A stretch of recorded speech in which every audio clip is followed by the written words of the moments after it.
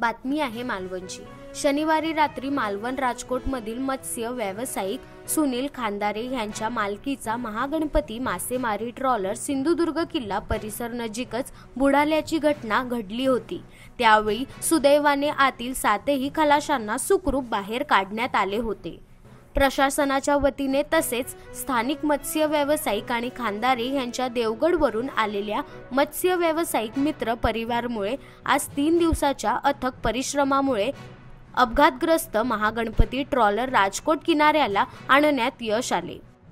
सूत्रांच्या माहितीनुसार 4 दिवस मासेमारी करून माघारी परतत असताना रात्रीच्या काळोखात दिशा नीट समजेनाशी होऊन ट्रॉलर भरकटत सिंधुदुर्ग किल्ला परिसरातील खडकाळ भागावर जाऊन आढळला। आज ट्रॉलर किनाऱ्यावर आला असता त्याची समोरून आणि मागे इंजिनच्या इथे फार मोठ्या प्रमाणात नुकसान झाले आहे।